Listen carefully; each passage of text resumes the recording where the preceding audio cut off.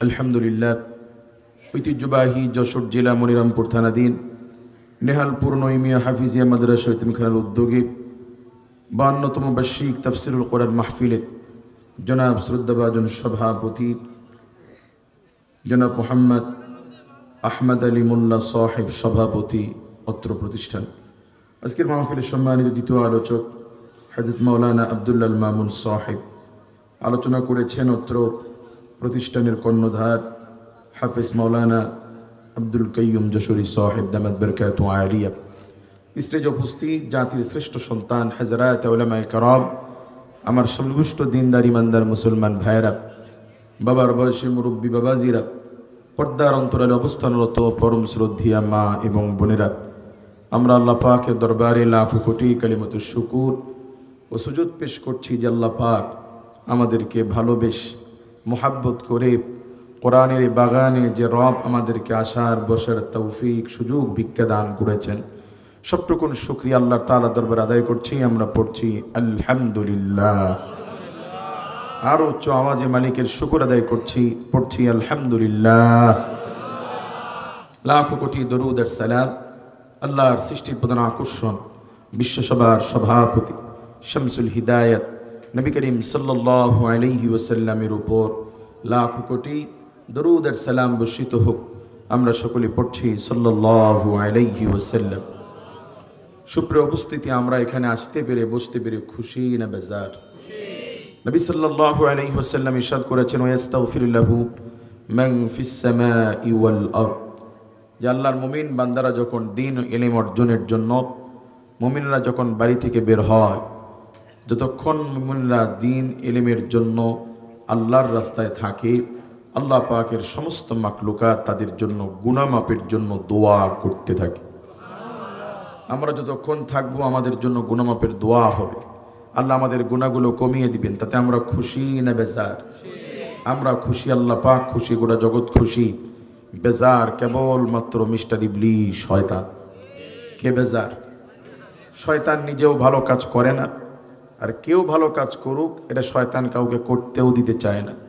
সেই জন্য আপনাদেরকে শয়তান উঠানোর চেষ্টা করবে, কিন্তু আপনাকে তার ফাঁদে পা দিবেন? তাহলে আমরা শুরুতে নিয়ত করি, শয়তান যতই চেষ্টা করো না কেন আমাদেরকে শেষ মোনাজাতের আগে উঠাইতে পারবা না, বলি ইনশাআল্লাহ। কারা কারা থাকতে রাজি আছি তো হাত তুলে একটু আল্লাহকে দেখে। লিল্লাহে তাকবীর, লিল্লাহে তাকবীর। আল্লাহ কবুল করুন, মঞ্জুর করুন, বলে আমিন। সুপ্রিয় উপস্থিতি, মসজিদ, মাদ্রাসা, মাহফিল, এগুলো সব কিছুর মূল উদ্দেশ্য আখিরাত। আমাদের প্রত্যেকেই মরতে হবে, দুনিয়া ছাড়তে হবে। আজকে আমরা 52তম তাফসিরুল কোরআন মাহফিলে অংশগ্রহণ করেছি, আল্লাহ শুকর আদায় করছি আলহামদুলিল্লাহ। এই মাহফিলটি যাদের হাত ধরে শুরু হয়েছিল তারা অধিকাংশ ব্যক্তি আজ পৃথিবীতে জীবিত নাই। ঠিক আজ থেকে 52 বছর পরে হয়তো এখানে মাহফিল হবে, প্রতিষ্ঠান থাকবে, আমরা থাকবো না। কাজেই আমি সবকিছুকে সামনে রেখে একটি আয়াতে কারিমা আপনাদের খেদমতে আরজ করেছি। আল্লাহ পাক কালামুল্লাহ সূরাতুল হাশরের 20 নম্বর আয়াতে কারিমার মধ্যে আল্লাহ পাক বলছেন, লা ইস্তাউই আসহাবুন নারি ওয়া আসহাবুল জান্নাহ, যারা জান্নাতের অধিবাসী আর যারা জাহান্নামের অধিবাসী তারা সমান নয়। বলুন, তারা কি সমান? আল্লাহ বলেন না, আসহাবুল জান্নাতি হুমুল ফাইজুন। এই পৃথিবীতে যারা এসেছিল চলে গেছে, যারা এখন আছি চলে যাব, অদূর ভবিষ্যতে যারা আসবে চলে যাবে, এই সমস্ত মানুষের মধ্যে তারাই সফল, তারাই বুদ্ধিমান, তারাই বিজয়ী। আসহাবুল জান্নাতি হুমুল ফাইজুন, যারা জান্নাতের অধিবাসী হতে পারবে। সুবহানাল্লাহ বলেন। দুনিয়ার পিছনে মানুষ সময় দেয়, পরিশ্রম করে, পড়াশোনার পিছনে, বাড়ির পিছনে, নিজের সম্মানের পিছনে, নিজের আধিপত্যের পিছনে, কিন্তু সব কিছু মায়া মরিচিকা। হোক অর্থ, হোক পড়াশোনা, হোক বাড়িঘর, যা কিছু আছে এগুলো সব ক্ষণস্থায়ী। কথা বলে ঠিক কিনা? সবাইকে চলে যেতে হবে। আল্লাহ পাক বলেন, আসহাবুল জান্নাতি হুমুল ফাইজুন, তারাই সফল যারা জান্নাতের অধিবাসী হতে পারল। সেজন্য জান্নাতে যাওয়ার আগ পর্যন্ত আমরা যত টাকার মালিক হই, যত বড় রাজনীতিবিদ হই, যাই হই, সব বরবাদ যদি আমি জান্নাতে না যেতে পারি। সেই জন্য প্রতিটা মুমিনের উচিত জীবনের স্বপ্ন, টার্গেট, পৃথিবীতে কিছু পেয়েছি বা না পেয়েছি কোনো অসুবিধা নেই, যে কোনো মূল্যে আল্লাহর জান্নাত হাত ছাড়া করা যাবে না। বলুন তো, আমরা অনেকে ছিলাম ছোটবেলায় মা বাবা পড়ার জন্য, লেখার জন্য, স্কুলে যাওয়ার জন্য পিটাইতো, ধমকাইতো। বলুন, এখন আর কেউ ধমকায়? কেউ শাসন করে না? এখন আর শাসন করা হবে না। এখন আর সময় নাই। যারা পড়াশোনা করেছে, খারাপ ছাত্র ছিল বটে, কিন্তু টিকে থাকার কারণে আজকে অনেকে সরকারি চাকরিজীবী। আবার তাদের সময় অনেক মেধাবী শিক্ষার্থী ছিল, যাদের রোল নাম্বার খুব ভালো ছিল, কিন্তু তারা ঝরে পড়ে গেছে, পড়াশোনা করে নাই। ভালো শিক্ষার্থী হওয়ার পরেও আজকে অনেকে রিক্সা চালায়, সবজি বিক্রি করে, কৃষি মাঠে কাজ করে, আছে এনে নেই? মুআজ্জিজ হাজিরিন, এখন যেমন এই মানুষদেরকে আর যারা পড়াশোনা করে নাই তাদেরকে পড়ার জন্য, লেখার জন্য, স্কুলে যাওয়ার জন্য এখন যেমন কেউ ধমকায় না, কেউ বলে না পড়তে বসিও, আর বলা হবে না। কারণ যখন পড়ার বয়স ছিল তখন পড়ি নাই, এখন বয়স হয়ে গেছে, এখন আর পড়ার বয়স নাই। চাইলেও আর পড়াশোনা করলেও আর চাকরি করার কোনো সুযোগ নাই। ঠিক কি না? ঠিক আমাদের যখন মৃত্যু ঘনিয়ে আসবে, আমাদের যখন মসজিদের মাইকে এলান হবে, জানাজা হবে, আমাদেরকে সামনে নিয়ে হুজুররা ওয়াজ করবে, কিন্তু জীবনে আর একটা বারের জন্য জানাজার ময়দানে আমাকে লক্ষ্য করে আর বলা হবে না অমুকের ছেলে, অমুকের বাপ, এই যে তোমাকে জানাজার নামাজের জন্য প্রস্তুত করে দিয়ে জানাজার নামাজ পড়িয়ে এখন তোমাকে কবরস্থানে রেখে চলে যাব। আল্লাহর বান্দা অমুকের বাপ অমুক ঠিক মতো কিন্তু নামাজ পড়িও, এমন কথা কি কেউ বলে? না, আর নামাজ পড়া লাগবে না। আজ থেকে তোমার ইবাদতের রাস্তা বন্ধ। চাইলেও নামাজ পড়তে পারবা না, জিকির করতে পারবা না, দান করতে পারবা না। জীবনের বিশাল একটা সময় তোমার ছিল নেক আমলের পাল্লাকে ভারী করার জন্য, জান্নাতে যাওয়ার রাস্তা ক্লিয়ার করার জন্য। কথা বলেন। আল্লাহ তাআলা হাদিসে কুদসিতে ইরশাদ করেন, এই তামাম সৃষ্টি জগৎ যদি আমার মালিকের কাছে যদি একটা মশার ডানার সমতুল্য হতো, বলেন মশার ডানার দাম আছে? এক বস্তা মশার ডানা পাখা যদি কাউকে দেওয়া হয়, 100 টাকার বিনিময়ে কি কেউ আপনারা ডানা কিনবেন? আল্লাহ তাআলা বলেন, আমার কাছে গোটা সৃষ্টি জগৎ একটা মশার ডানার পুণ্যমূল্যও যদি হতো, আমি আল্লাহ পাক কোনো কাফিরকে এক ঢোক পানি আমি আল্লাহ পান করতে দিতাম না। তার মানে আমরা দুনিয়ার পিছে ছুটছি, এই দুনিয়ার কোনো দাম নাই। দুনিয়ার কি নাই? কিন্তু মুআজ্জিজ হাজিরিন, যে সময় আমরা অতিবাহিত করছি হায়াতি জীবনের এই সময়ের প্রতিটা সেকেন্ডের এত দাম। হাসরের মাঠে আল্লাহর বান্দারা আমরা যখন আল্লাহর আদালতে দাঁড়াবো, নবী সাল্লাল্লাহু আলাইহি ওয়াসাল্লাম বলেন, একটা নেকি কম, একটা নেকি গুনাহ বেশি, নেকি একটা কম। একটা নেকির জন্য আল্লাহর বান্দা গোটা হাসরের মাঠ আত্মীয় স্বজনদের কাছে গিয়ে ভিক্ষা করবে। গোটা হাসরের মাঠ ঘুরে ঘুরে একটা নেকি একজন ব্যক্তি কোথাও থেকে পাবে না। নেকি তো পাবেই না, বরং নেকি দেওয়ার ভয়ে স্ত্রী, ভাই বোন, মা বাবা সম্পর্ককে অস্বীকার করবে। নাউযুবিল্লাহ বলেন।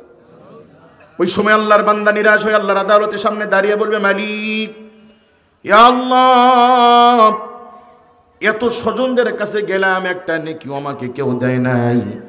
আল্লাহ আমাকে একটু সুযোগ দেন, কোটি কোটি রাকাত নামাজ পড়ে দিব, একটা নেকি দিবেন শুধু। কত রাকাত? কোটি কোটি রাকাত নামাজ পড়ো, একটা নেকি পাবেন না। হাজার হাজার কোটি বার কোরআনুল কারীম খতম করার পরও একটা নেকি আর পাওয়া যাবে না। নেকির রাস্তা বন্ধ। নেকি কামানোর রাস্তা কি? মুআজ্জিজ হাজিরিন, আল্লাহ পাক কালামুল্লাহর মধ্যে বলেন, কোন মানুষের যখন হায়াত ফুরিয়ে যায়, মৃত্যুর শয্যায় যখন মানুষ মালাকুল মউতের সামনে দাঁড়ায়, মরার সময় মানুষ আল্লাহর কাছে ফরিয়াদ করে বলে, ফায়াকুল রব্বি লাউলা আখরতানি ইলা আজালিন করিব, আল্লাহ আমাকে মৃত্যুর আগে একটুখানি সময় ভিক্ষা দেন, কি চায়? বলেন, মানুষ মৃত্যুর আগে আল্লাহর কাছে কি চায়? হায়াত ফুরে যাওয়ার পরে crore crore million million dollar দিয়ে যদি এক একটি সেকেন্ডকে রিনিউ করা যেত, সময় যদি বৃদ্ধি করা যেত, এই দুনিয়াতে বহু রাজা বাদশা জমিদার যাদের ধমকে দৈনিক জমিন থরথর করে কাঁপত, এরা জনগণেরটা জোর করে হলেও বাঁচার চেষ্টা করতে। কথা বলে ঠিক কি না? কিন্তু টাকার বিনিময়ে হায়াত বৃদ্ধি করার কোনো সুযোগ আছে? কোটি কোটি টাকা দিলেও একটা সেকেন্ড তোমাকে দেওয়া হবে না, অথচ সময় আমরা নষ্ট করছি। কথা বলেন। মুআজ্জিজ হাজিরিন, মৃত্যুর পরে কোটি কোটি রাকাতের বিনিময়ে একটা নেকি পাওয়া যাবে না, কিন্তু যে সময় চলে যাচ্ছে হায়াতি জীবন থেকে, আল্লাহর কালামের ছোট্ট সূরা সূরাতুল ইখলাস কোন মুমিন যদি একবার পাঠ করে, আল্লাহর নবী বলেন 10 পারা তেলাওয়াতের নেকির সমপরিমাণ নেকি আল্লাহ পাক আমার উম্মতের আমলে আল্লাহ তাআলা দিয়ে দিবেন। সূরা ইখলাস 3 বার পাঠ করলে 3 10 30 এক খতমের সওয়াব দিবেন কে? একবার সুবহানাল্লাহ পড়েন। কি পড়েন? নবী সাল্লাল্লাহু আলাইহি ওয়াসাল্লাম বলছেন, আমার উম্মত যখন একবার সুবহানাল্লাহ পড়ে, তো আল্লাহ পাক তার জান্নাতের মধ্যে একটা বৃক্ষ রোপণ করে দেন। সে বৃক্ষের বিশালতা ব্যাপকতা এত বড় যে একটা শক্তিশালী ঘোড়া 500 বছর দৌড়ালে যত দূর দৌড়াতে পারবে, জান্নাতের মধ্যে আল্লাহ পাক দুনিয়াতে একবার সুবহানাল্লাহ বলার কারণে মুমিনের জান্নাতের বিশালতা আল্লাহ পাক এই পরিমাণ বৃদ্ধি করে দিবেন। এটা দুনিয়ার সময়। তাহলে এই দুনিয়ার কোনো দাম নাই, কিন্তু সময়ের প্রচুর দাম। সময়ের এই যে কোরআনুল কারীমের ছোট্ট একটি আয়াত, বিসমিল্লাহির রহমানির রহিম, এই বিসমিল্লাহর মধ্যে 19টা হরফ আছে। কতটি? কেউ যদি একবার বিসমিল্লাহির রহমানির রহিম পড়ে, একবারে সর্বনিম্ন হলো 10 গুণন 19 সমান সমান 190টা নেকি একবার বিসমিল্লাহ পড়ার দ্বারা আল্লাহ পাক আমাদের আমলে দিয়ে দিবেন। কাজে দুনিয়ার দাম নাই, কিন্তু দুনিয়ার সময়ের প্রচুর দাম। কাজে এই সময়কে কাজে লাগানো দরকার আছে না নাই? কাজে আল্লাহ পাক বলেন, লা ইস্তাউই আসহাবুন নারি ওয়া আসহাবুল জান্নাত। এই দুনিয়াতে তোমাদের পূর্বে কত রাজা বাদশা জমিদার এসেছিল। আমরা ছোটবেলায় যেই দোকান থেকে চকলেট কিনে খেয়েছি, দোকানদার নাই। আজকে কি? যে ইমামের পিছে নামাজ পড়েছি, ইমাম নাই। যে বক্তার ওয়াজ শুনেছি, বক্তা নাই। যে স্কুলের মাস্টারের কাছে ক খ শিখেছি, মাস্টার নাই। যে মেম্বারকে দেখেছি মেম্বারি করতে, ওই মেম্বার নাই। সময়ের স্বল্প ব্যবধানে আমাদেরকেও মুরব্বীদের মতো দুনিয়া ছেড়ে যাওয়া লাগবে, ঠিক কি না? কাজেই দুনিয়াতে আসলাম, বাড়ি করলাম, রাজনীতি করলাম, সম্পদ করলাম, এগুলো আমার সফলতা নয়। কারণ আমি এখন মরে গেলে আমি ফকির নিঃস্বের মতো 3টা কাফনের কাপড় ছাড়া কিছুই নিতে পারবো না। মৃত্যুর পরে কেউ কি সার্টিফিকেট নিয়ে কবরে যায়? অনার্স মাস্টার্সের সার্টিফিকেট কবরে চলে? জায়গা জমির চেক বই কি কবরে চলে? কাজে এই দুনিয়ার সারা জীবন দুনিয়ার পিছনে ছুটি, যা আমরা ইনকাম করি, যা আমরা করি, সব বাতিল হয়ে যায়। কিছুই আমরা মৃত্যুর পরে নিতে পারি না। কিন্তু আমি আল্লাহর জন্য যে নেক আমলগুলো করব, এই নেক আমলই হলো আমার পরকালে সম্পদ। এই দুনিয়ার দর্শন, এই দুনিয়ার ফিলোসফি সম্পর্কে আল্লাহ পাক বলেন, ওয়াল হায়াতুদ দুনিয়া ইল্লা মাতাউল গুরুর। এই দুনিয়া একটা ধোঁকা। বলুন, দুনিয়া কি? আরো জোরে বলেন। এটা আমাদের বয়স যত হবে, যত বৃদ্ধ হব, ছেলে মেয়ে যত বড় হবে, তত বুঝে আসবে আসলে এই দুনিয়া একটা ধোঁকা। ছেলে বলেন, মা বলেন, বন্ধু বলেন, স্বজন বলেন, কেউ কারো না। সবাই স্বার্থের পাগল। স্বার্থে আঘাত লাগলে কাউকে খুঁজে পাওয়া যায় না। কথা বলেন। কাজী আমরা দুনিয়ার পিছে ছুটতে গিয়ে যা করি, এই সব কিছুর বেনিফিট, মুনাফা, লাভ্যাংশ ছেলে নিবে, মেয়ে নিবে, পরিবারের সদস্যরা নিবে, কিন্তু আমার গুনার ভাগ কিন্তু তারা কেউ নিবে না। কথা বলেন, ঠিক কি না? আমি মরে গেলে কিছু নিতে পারবো না। আমার বলতে কি? আমার বলতে আমি যে নামাজ পড়েছি, আমার বলতে কি আমি যে জিকির করেছি, আমার সম্পদ বলতে কি আমি যে তসবিহ পড়েছি, আমার সম্পদ বলতে কি আমি যে তেলাওয়াত করেছি, আমার সম্পদ বলতে কি আমি যেটা দান করেছি, এটা আমার। এছাড়া বাড়ি, বিল্ডিং, টাকা পয়সা, জমি জমা, এগুলো সব দখল, সব কি? আজকে আমরা দুনিয়াতে এসে যেগুলো যেগুলো আমার না, যেগুলো নিতে পারবো না, সেগুলোর পিছনে ছুটতে গিয়ে আমি আমার আখিরাতকে বরবাদ করে দিচ্ছি। আর যেটা আমার দরকার, যেটা আমার, এটার ব্যাপারে আমার কোনো ফিকির নেই। কাজে আল্লাহ পাক বলেন আসহাবুল জান্নাতি হুমুল ফাইজুন, এই পৃথিবীতে তারাই সফল যারা জান্নাতের অধিবাসী। কাজে ভাই, ওই জান্নাতের ফিকির, ওই জান্নাতের চিন্তা, ওই জান্নাতের আকাঙ্ক্ষা আমাদের থাকা দরকার আছে না নেই? আচ্ছা বলেন তো, আমরা দুনিয়ার জন্য যা কিছু করি উদ্দেশ্য কি? উদ্দেশ্য আমার একটা বাড়ি থাকবে, বড় একটা বাড়ি, বাড়ি সুন্দর হোক, বড় হোক, আমরা চাই কি চাই না? আল্লাহ পাক কালামুল্লাহর মধ্যে বলেন জান্নাতে আমি আল্লাহ পাক যাকে ছোট জান্নাত দিব, ওই জান্নাতের বিশালতাও হবে আসমান জমিনের চাইতে আরো ব্যাপক, আরো বড়। কাজে আল্লাহ পাক মুমিনদেরকে বাড়ি দিবেন, ওই বাড়ির আয়তনটাও হবে আসমান জমিনের চেয়ে আরো বিশাল। আল্লাহ পাক জানেন আমরা বান্দারা নারীতে দুর্বল। কে চায় না তার বউ সুন্দর হোক? কি আমরা সবাই চাই কি চাই না? সেই জন্য আল্লাহ পাক জান্নাতের মধ্যে হুর দিয়ে জান্নাতকে সুসজ্জিত করেছেন কামসালিল লুলুল মাকনুন। ঝিনুকের মধ্যে মুক্তা যেরকম সুরক্ষিত থাকে, আল্লাহ পাক মুমিনদের জন্য জান্নাতে হুরদেরকে আল্লাহ পাক ওই রকম সুসজ্জিত করে রেখেছে। দুনিয়াতে মানুষ চায় ভালো মতো খাইতে, আল্লাহ পাক বলেন মা ইয়াদাউন, জান্নাতে মুমিনরা যা চাবে, যা মনে চাবে, কোথাও সুইচ দিতে হবে না, কাউকে বলতে হবে না, শুধু মনে চাবে খাবার সামনে হাজির হয়ে যাবে। কাজে ওই বাড়ির ফিকির করা দরকার আছে না নাই? নামাজ না পড়ে, ইবাদত না করে, ঘুষ খেয়ে, সুদ খেয়ে, স্ত্রীকে বেপরদায় রেখে। সোজা কথা, আপনাদেরকে যদি দুইটা অপশন দেওয়া হয়, এক নাম্বার ভ্যানে করে আপনাদেরকে কক্সবাজার নেওয়া হবে। কিসে করে? ভ্যানে করে। কক্সবাজার নেওয়ার পরে 3 দিন ভালো মন্দ খাওয়ায়া এসি গাড়িতে করে আবার যশোর নিয়ে এসে যশোর শহরের মধ্যে 20 তলায় একটা বাড়ি উপহার দেওয়া হবে। যাওয়াটা ছিল কষ্টের ভ্যানে করে, কিন্তু ফিরে এসে পাবেন কি 20 তলা বাড়ি। আর আরেকটা অপশন, ভ্যানে না, এসি গাড়িতে করে নেওয়া হবে। 3 দিন কক্সবাজার নিয়ে ভালো মন্দ খাওয়ানোর পরে ওই এসি গাড়ি সহ পানিতে চুবে মেরে ফেলা হবে। কোনটা পছন্দ করবেন? এটা বোঝেন আপনারা?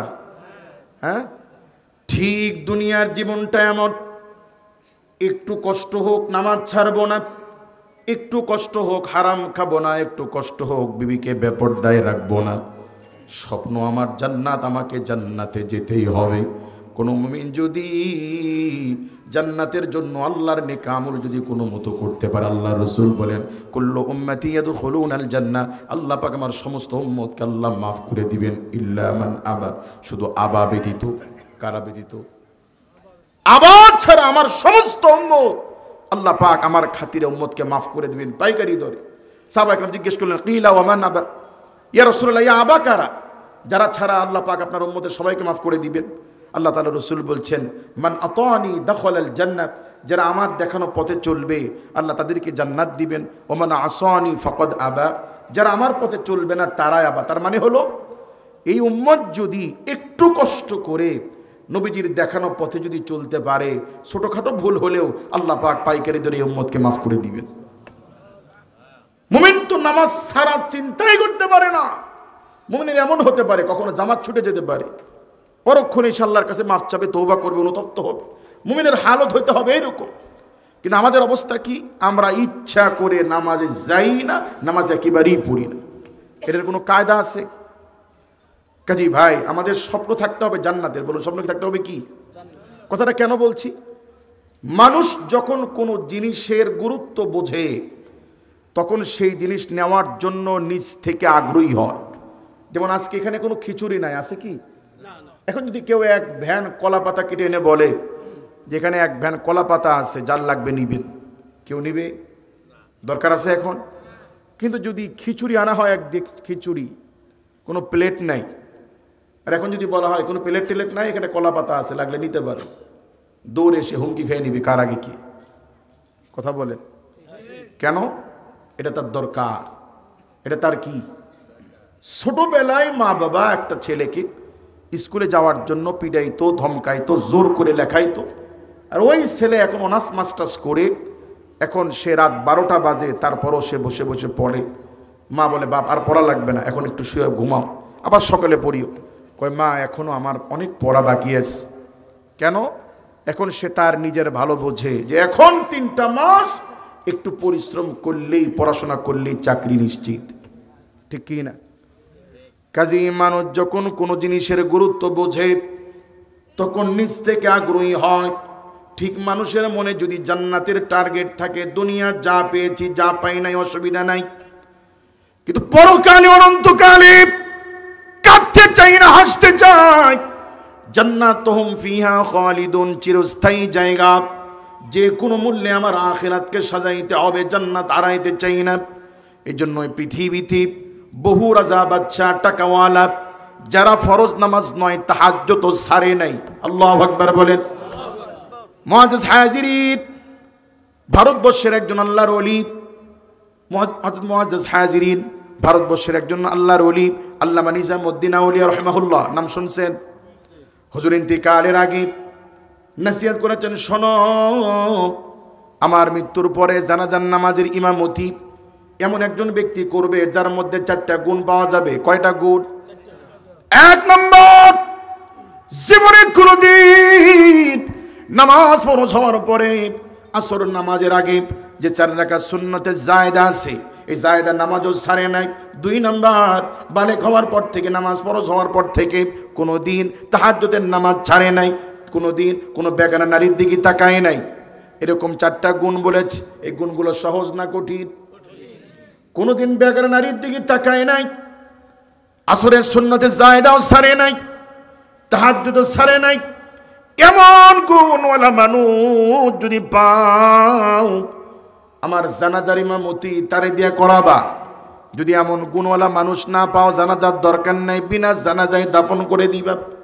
এই কথা বলার উদ্দেশ্য আল্লাহর ওলি জানেন যে এমন লোক আছে বলে এই কথা বলেছেন। ঠিক কি না? জানাজার নামাজ উপস্থিত হয়ে গেল, হাজার হাজার মানুষ খাদেম সামনে দাঁড়িয়ে বলে, আমার হুজুর ওসিয়াত করেছে, মৃত্যুর আগে আমার ওলি বলেছেন যে এরকম গুণওয়ালা মানুষ যদি পাও তবেই জানাজা পড়াবা, নচেত জানাজার দরকার নাই। এমন কেউ আছেন কি? যদি থাকেন সামনে আসেন। লোকেরা হাওমাও করে কান্না শুরু করে দিয়েছে। আর এত বড় আল্লাহর ওলি, আজকে বুঝি জানাজা ছাড়াই তারে দাফন করা লাগে, কারণ এমন লোক পাওয়া কি সহজ কথা? অনেকক্ষণ পর চাদর মুড়ি দিয়ে আল্লাহর এক বান্দা ঘোড়া নিয়ে সামনে এসে দাঁড়ালেন। জানাজার নামাজ দাঁড়িয়ে গেল, জানাজার ইমামতি করলেন। এবার লোকেরা ওই জানাজা পড়ানো ব্যক্তিকে ঘিরে ধরলেন। আসলে তিনি কে, পরিচয় কি? তাকে দেখা গেল তিনি আর কেউ না, ওই সময় ভারতবর্ষের শাসক সুলতান শামসুদ্দিন ইলতুৎমিশ রহমতুল্লাহি আলাইহি। আল্লাহু আকবার বলেন। কাজী যারা জান্নাতে যাওয়ার মতো, তারা ক্ষমতার মস্তকে থাকার পরেও তারা আমল ছাড়ে না। আর যার নসিব মন্দ, যার নসিবে হিদায়াত নাই, সারাদিন আল্লাহ নামে ভিক্ষা করে, এরপরে নামাজ পড়বে, এই ধৈর্য অনেক ভিক্ষুকের নাই। আমরা এতটা নিমুখ হারাম, কথা বলেন ঠিক কি না? কাজী মুআজ্জাজ হাজিরিন, এই পৃথিবীতে বহু টাকা এসেছিল, চলে গেছে, আমাদেরও যাওয়া লাগবে কি লাগবে না? কাজে দিন শেষে তারাই সফল যারা জান্নাতে যেতে পারবে। সেই জন্য আমাদের টার্গেট, আমাদের স্বপ্ন, আমাদের চিন্তা হইতে হবে জান্নাত। বলুন স্বপ্ন কি? যার চিন্তা, যার টার্গেট জান্নাত, সে আমল খুঁজে খুঁজে নেবে। হুজুর আমাকে একটু বলেন না, কোন আমল করলে তাড়াতাড়ি জান্নাতে যাওয়া যাবে? হুজুর কোন কাজ করলে বেশি নেকি? এগুলো সে খুঁজে নিবে। কথা বলেন ঠিক কি না? যেমন আমাদের বিশ্বাস তো মুখে মুখে, আসলে অন্তরে নেই। ইমান এবং আমল একটার সাথে আরেকটা জড়িত। ইমান যদি মজবুত হয়, ইমান যদি ইমানের মতো হয়, তাহলে আমল এমনি দৌড়ে আসবে। যেমন হুজুর যদি চিৎকার করে বলে কোত্থেকে যেন একটা সিংহ আসছে এই মোড়ের মধ্যে, আপনারা কেউ থাকবেন? ছোটাছুটি শুরু করবেন কি না? যদি ঘটনা সত্যি হয়, যদি বিশ্বাস করেন যে হ্যাঁ হতে পারে, তাহলে বসে থাকবেন না, ছোটাছুটি শুরু করে দিবেন। আর যদি বিশ্বাসে ঘাটতি থাকে, আরে না পোলাবান দুষ্টমি করছে, তাহলে উঠবে না, কারণ এটা বিশ্বাস নাই। কথা বলেন ঠিক কি না? ডাক্তার সাহেব রুগীকে প্রেসক্রিপশন করে দিল, আপনার তো মারাত্মক অবস্থা, ডায়াবেটিসের যে অবস্থা, আপনি আগামীকাল থেকে 2 ঘন্টা না হাঁটলে আর মিষ্টি বর্জন না করলে আপনার সর্বোচ্চ আর 4 মাস থেকে 5 মাস বাঁচতে পারেন হয়তো। যে লোককে ফজরের সময় লাথি দিয়েও তুলে মসজিদে নেওয়া যায় নাই, এখন সে নিজে ঘড়ি অ্যালার্ম দিয়ে রাখে হাঁটার জন্য, কারণ 8টার সময় অফিসে যাওয়া লাগবে, তার আগে হাঁটা কমপ্লিট করতে হবে। বিয়ে এসে বলে বিয়ে 2টা মিষ্টি খান, সবচেয়ে দামি মিষ্টি, কয় বিয়ে আল্লাহর হস্তে মাফ হোসাই দোয়া হোসাই। কথা বলেন বেটা, যুগের উপর যুগ আলেম ওলামা আম্বিয়া আলাইহিমুস সালাম গুন হারামের ব্যাপারে সতর্ক করছে, গুরুত্ব নেয়। 7-8 ডাক্তার লিখে দিয়েছে মিষ্টি খাওয়া যাবে না, এখন জোর করেও মিষ্টি খাওয়ানো যায় না, কারণ ডাক্তারের কথায় বিশ্বাস আছে, কোরআনের কথায় বিশ্বাস নেই। কাজে আমাদের স্বপ্ন হইতে হবে জান্নাত। স্বপ্ন কি? মুআজ্জাজ হাজিরিন হযরতে মুসাব ইবনে উমাইর রাদিয়াল্লাহু তাআলা আনহু আল্লাহর নবীর একজন সাহাবী, মসজিদে নববীতে সাহাবায়ে কেরামরা বসে আছেন আল্লাহর নবী কোনো কারণ ছাড়া। হঠাৎ আল্লাহর নবীর চোখ বেয়ে ঝরঝর করে পানি ঝরতে লাগলো। সাহাবায়ে কেরাম জিজ্ঞেস করলেন, ইয়া রাসূলুল্লাহ, ইয়া হাবিবাল্লাহ, কোনো কারণ ছাড়া, কোনো প্রেক্ষাপট ছাড়া হঠাৎ আপনি কেন কান্না করছেন? কিসে আপনাকে কান্না করাতে বাধ্য করলো? আল্লাহর নবী ডাকতে বলে, আমার সাহাবীরা রে, আমি নবী লক্ষ্য করে দেখছি তোমাদের সামনে আমার একজন সাহাবী বসা, যারা গায়ে অসংখ্য তালি দেওয়া জামা দেখতে পাচ্ছি, অথচ আমি মুহাম্মদুর রাসূলুল্লাহ সাল্লাল্লাহু আলাইহি ওয়াসাল্লাম মক্কায় দেখেছি এই যুবকের মতো দামি জামা, দামি জুতা আমি কাউকে পরতে দেখি নাই, তার চেয়ে সুগন্ধি আমি মক্কায় কাউকে আমি ব্যবহার করতে দেখি নাই। ওই যুবক যখন রাস্তা দিয়ে চলে গিয়েছে, ওই রাস্তা দিয়ে যাওয়ার পরে অন্য কেউ যদি তারপরে ওই রাস্তা দিয়ে হেঁটেছে, রাস্তার ঘেরান শুনে বুঝতে পারতো এই রাস্তা দিয়ে মুসাব ইবনে উমাইর ধনির দুলাল হেঁটে গিয়েছে। অথচ আজ আমার সামনে সে বসা, তার গায়ে তালি দেওয়া। কি দেওয়া? ইসলামের শুরুতেই মুসাব ইবনে উমাইর আল্লাহ নবীর কাছে দিন সম্পর্কে জানার জন্য গিয়েছিলেন। নবীজির জবানের তেলাওয়াত শুনে আল্লাহ পাক দিলকে নরম করে দিয়েছেন। ইসলামের শুরুতেই কালেমা পড়ে মুসলমান হয়েছেন। আল্লাহ নবী বললেন, মুসাব, তোমার মা বড় ধনী মানুষ, রাগী মানুষ, বাবা কালেমা গ্রহণ করেছো, এটা বলার দরকার নাই, গোপন রাখিও, পরিবেশ ভালো হলে তখন বলা যাবে। মার কথা, মার ভয় হযরত মুসাব ইবনে উমাইর রাদিয়াল্লাহু তাআলা গোপন রাখলেন। কিন্তু একজন মুমিন ঈমান আনার পরে, মুসলমান হওয়ার পরে, তার কাছে আল্লাহ এবং তার রাসূলের চাইতে দামি দৌলত সম্পদ আর কোনো কিছু কি আছে? ঈমান আনার পরে বাড়ি ঘর জায়গা জমির চেয়ে একজন ঈমানদারের কাছে মসজিদে নামাজ পড়া বেশি পছন্দনীয়। কারণ দুনিয়ার জন্য যা করছে এটা আমার না, আমার দাদা থুয়ে চলে গেছে, আমার পরদাদা থুয়ে চলে গেছে, আর যে নামাজ পড়বো এটা আমার। এটা কি বলেন? দুটোর মধ্যে গুরুত্ব কোনটার বেশি? টাকা কামানোটা না নামাজটা? নামাজ আমার মৃত্যুর পরে লাগবে, আর এই ছাতার দোকান আমার কি কাজে আসবে? আমাদের ঢাকা অঞ্চলের মানুষ তারা একটু টক ডাউল পছন্দ করে। এই হোটেলে বলছে, হ্যাঁ টক ডাউল আছে, কাজ কি দিয়ে রান্না করেছিস? কয় আম দিয়ে। আমের আটি আছে? আছে। তাহলে আমের আটি দিয়ে 1 বাটি টক ডাউল দিবি আর ভর্তাপাতি যা আছে দি। আল্লাহর বান্দা খাইতে বসছে, ডাউল ঢেলে নিছে, এখন আটি চাটে দেখে টক লাগে না। কি লাগে না? কি রে, কি আটি দিস, টক লাগে না?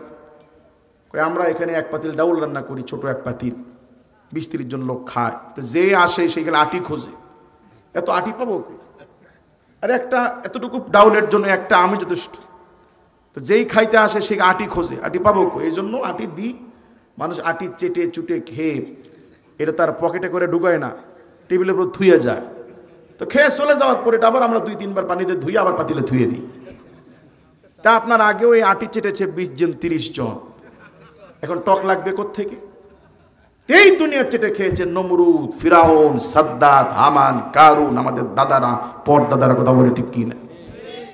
কতদূর আমরা দুনিয়া চাটব? কাজে দুনিয়ার জন্য যেটা করি এটা দখল, এটা আমার না। আর আমল যেটা করি এটা আমার। এটা কার? মুআজ্জাজ হাজিরিন মুসাব ইবনে উমাইর রাদিয়াল্লাহু তাআলা আনহু যদিও আল্লাহর রাসূল বলতে নিষেধ করেছেন, বলেন নাই, কিন্তু রাতের বেলা সবাই ঘুমিয়ে পড়লে সবার চোখ ফাঁকি দিয়ে মুসাব ইবনে উমাইর রাদিয়াল্লাহু তাআলার সাথে গোপনে গোপনে দেখা করে দিন শিক্ষা করতেন। সুবহানাল্লাহ বলেন। একদিন, 2 দিন, 3 দিন এমন চলতে চলতে মুসাবের বাড়ির কাজের লোকজন তাদের চোখে পড়ে গেল ব্যাপার কি, আমরা ঘুমিয়ে পড়লে আমাদের মনিবের ছেলে দরজা খুলে কোথায় যায় প্রতিদিন? আবার সকালবেলার হওয়ার আগে ঘরে ফিরে আস। কয়েকদিন অনুসন্ধান করতে করতে তারা বুঝতে পারলেন আমাদের মালিকের ছেলে মুসাব আর কোথাও যায় না, বরং মুহাম্মদ সাল্লাল্লাহু আলাইহি ওয়াসাল্লামের কাছে যায় কোরআন শেখার জন্য। তারা নিশ্চিত হওয়ার পরে মুসাবের মাকে বললেন, মা আপনার জন্য এক চরম দুঃসংবাদ। বলে কি? বলে আমরা কয়েকদিন যাবত লক্ষ্য করছি আপনার ছেলে, আমরা দরজা লাগিয়ে ঘুমিয়ে যাওয়ার পরে আপনার ছেলে আমাদেরকে ফাঁকি দিয়ে ঘর থেকে বের হয়ে যায়, আবার সকালবেলা আমরা ঘুম থেকে জাগ্রত হওয়ার আগে আপনার ছেলে ফেরত আসে। বিগত কয়েকদিন আমরা অনুসন্ধান করার পরে নিশ্চিত হতে পেরেছি আপনার ছেলে আর কোথাও যায় না, মুহাম্মদ সাল্লাল্লাহু আলাইহি ওয়াসাল্লামের কাছে যায়।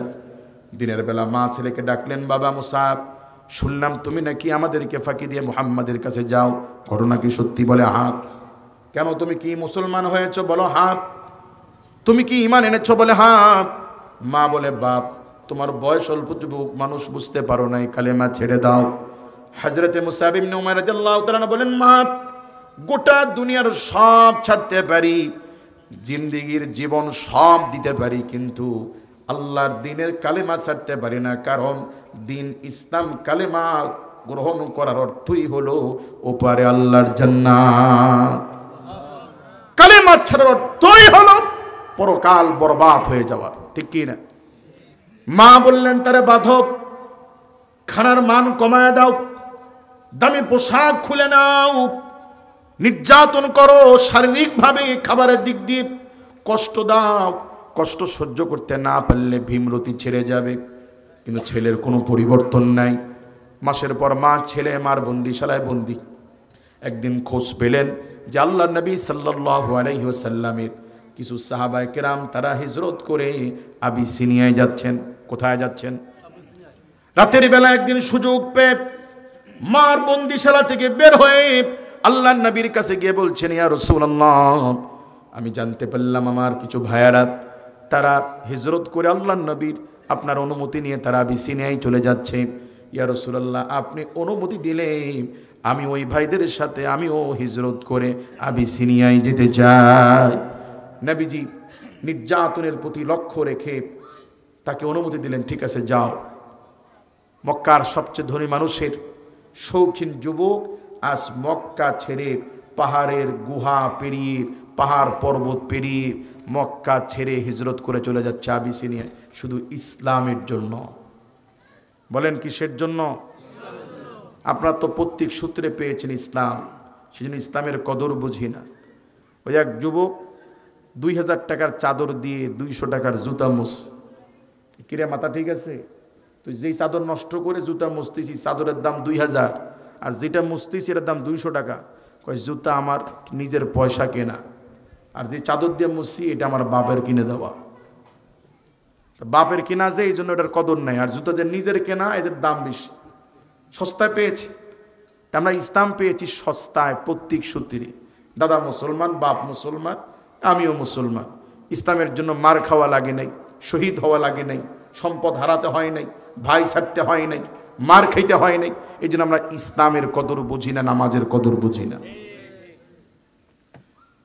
মুসাব ইবনে উমাইর রাদিয়াল্লাহু তাআলা আনহু ঈমানের জন্য হিজরত করে চলে গেলেন আবিসিনিয়ায়।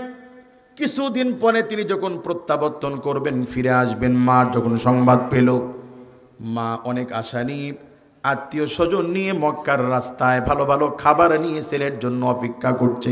ফুলের তোড়া নিয়ে ছেলে আমার ফেরত আসতেছে। মনে মনে আশা যে আমার ছেলে ভুল বুঝতে পেরেছে। মুসাব ইবনে উমাইর রাদিয়াল্লাহু তাআলা আসলেন। মা ছেলেকে ডেকে বলে, বেটা, আমার বিশ্বাস ছিল তুমি ফিরে আসবা, কারণ আমি তোমাকে জীবনে কোনোদিন কষ্ট দিয়ে বড় করি নাই। আমার ধারণা ছিল তুমি কষ্ট সহ্য করতে পারবা না, তুমি ভুল বুঝতে পারবা। বাবা, আমার ধারণা ছিল তুমি ফিরে আসবা।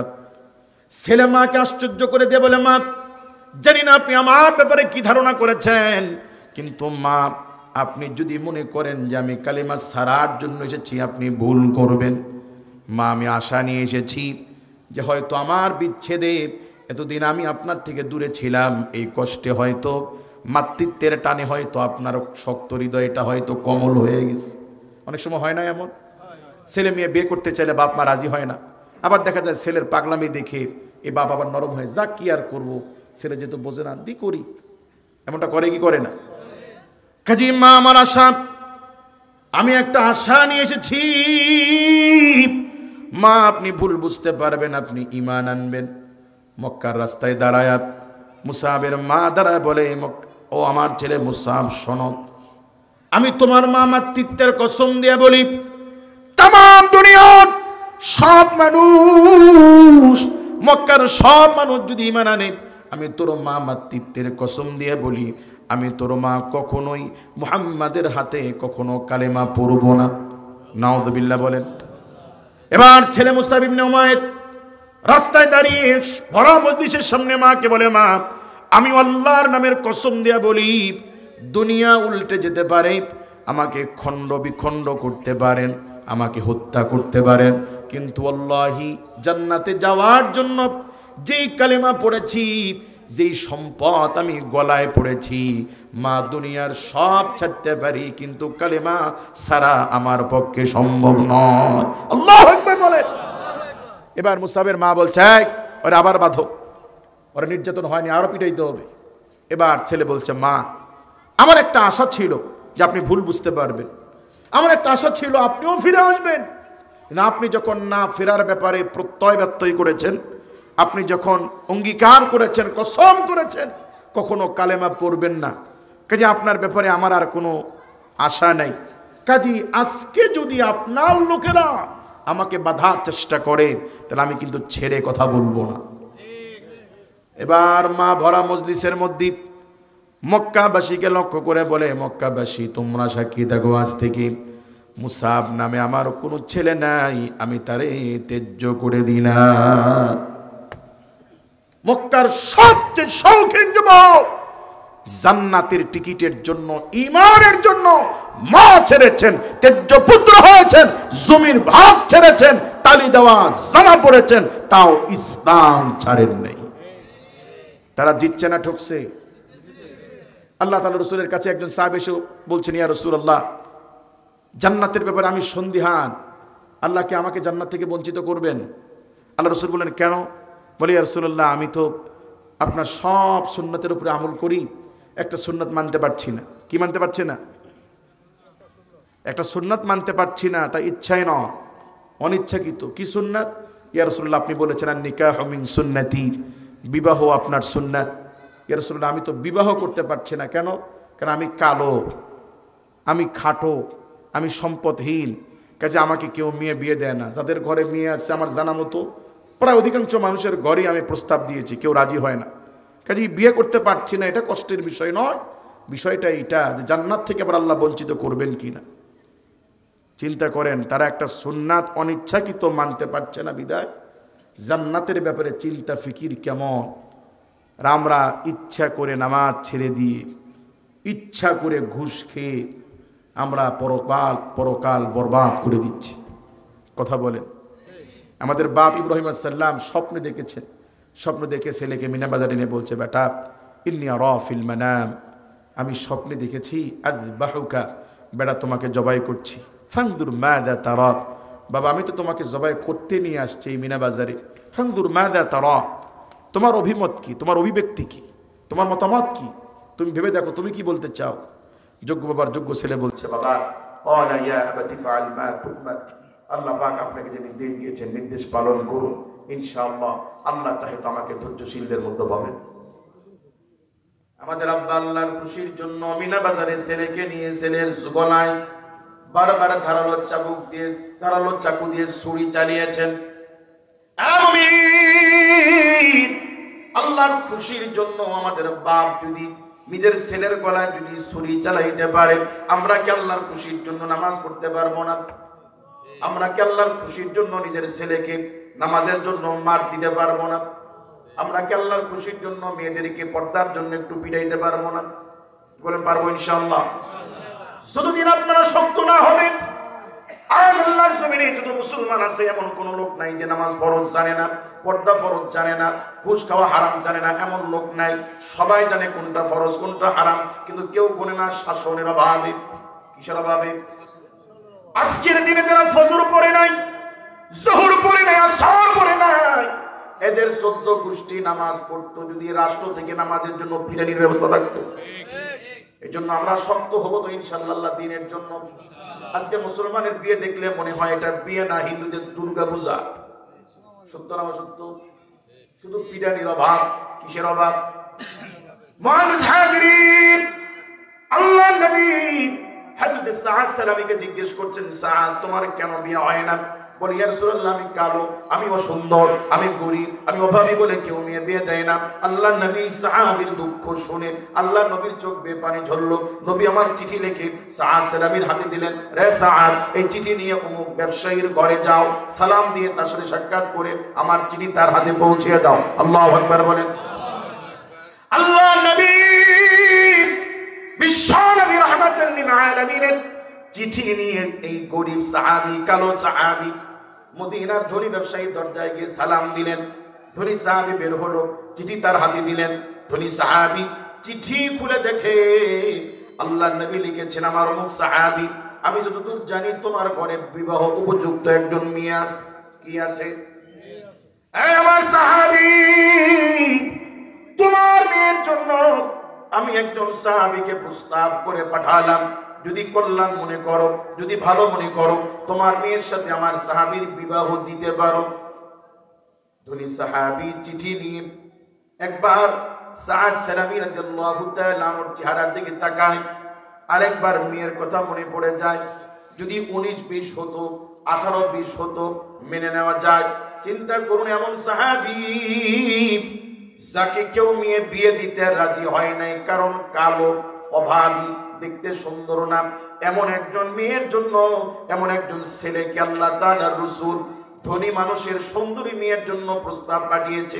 মেয়ের বাবা বিপদে পড়েছে, যে জান্নাতের আশায় মনে চায় মেয়েকে বিয়ে দিই, আবার মনে হয় আমি যদি বিয়ে দিই কেমন যেন মেয়ের প্রতি জুলুম করা হয়।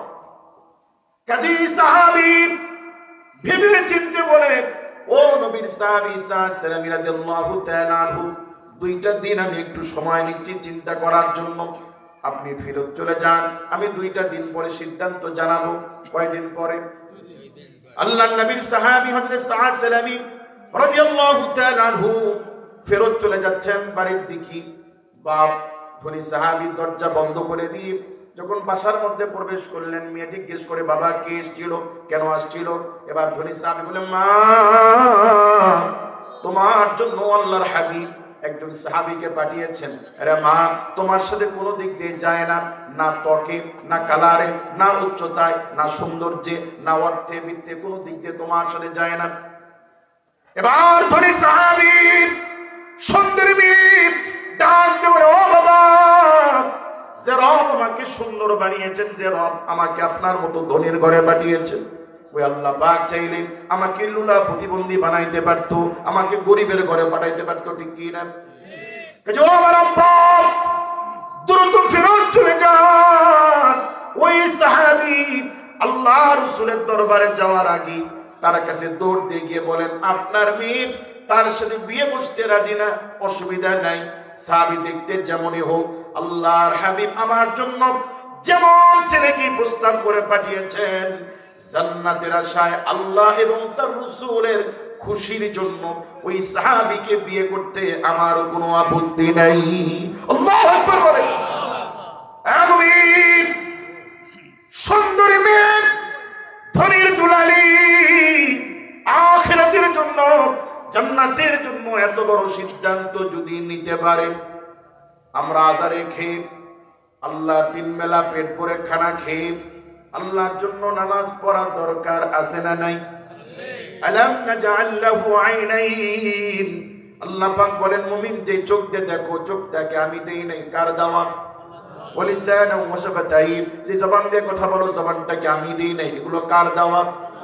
তুমি রহমান, তুমি মেহেরবান, অন্ধ গাহে না শুধু তোমারই গুণগান। আল্লাহু আকবার বলেন। এই রাজনীতি যারা রাজনীতিবিদ আছে, যারা রাজনীতি করে, যে দলেরই হোক, তাদেরকে যদি বলা হয় আগামীকাল থেকে 5 ওয়াক্ত ফরজ নামাজ, ইশরাক, আওয়াবিন, তাহাজ্জুদ সব নামাজ পড়লে আগামী ইলেকশনে নমিনেশন দেওয়া হবে, বলুন তো নেতারা পড়বে কিনা? 10 টাকা যদি পড়তে বলা হয় 10 টাকা তো পড়বে। হ্যাঁ, তাহলে সাতার নমিনেশনের আশায় রাজনীতিবিদ এত ব্যস্ত হওয়ার পরেও দৈনিক 10 ওয়াক্ত নামাজ পড়তে রাজি। এই মানুষদেরকে যদি আমেরিকার প্রেসিডেন্ট ডোনাল্ড ট্রাম্প বলে যে তোমার 2 চোখ তুলে নেওয়া হবে, আর কোনোদিন দেখবা না, বিনিময়ে আজীবনের জন্য বাংলাদেশ না আমেরিকার প্রেসিডেন্ট বানায় দিবে, কেউ দিবেন আপনারা? লাথি মারি তোর প্রেসিডেন্ট কি, তোর প্রেসিডেন্টের চেয়ে আমার চোখের দাম অনেক বেশি। এই চোখ কার দেওয়া? তাহলে সেই নেতারা নমিনেশনের আশায় দৈনিক 10 ওয়াক্ত নামাজ পড়তে রাজি, অথচ ডোনাল্ড ট্রাম্পের পদের চেয়ে দামি চোখ আল্লাহ ফিরিয়ে দিয়েছেন, সে আল্লাহর জন্য নামাজ পড়বে ধৈর্য নেই। বলেন শীতের মধ্যে অনেক রিক্সাওয়ালা রিক্সা চালায় কিনা, জমিনে কাজ করে কিনা?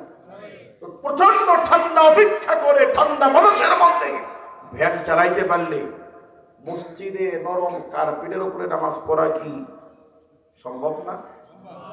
চৈত্র মাসে গরমের মধ্যে জমিতে ঘাস নিয়ে আসতে পারলে, ধান কাটতে পারলে মসজিদে ফ্যানের নিচে এসির মধ্যে নামাজ পড়া কি সম্ভব না? ইচ্ছা করে জান্নাতকে বিক্রি করে দিচ্ছে। কাজী ভাই, দিন শেষে তারাই সফল যারা জান্নাতি। যারা কি? আপনারা জান্নাতে যেতে চান না জাহান্নামে যেতে চান?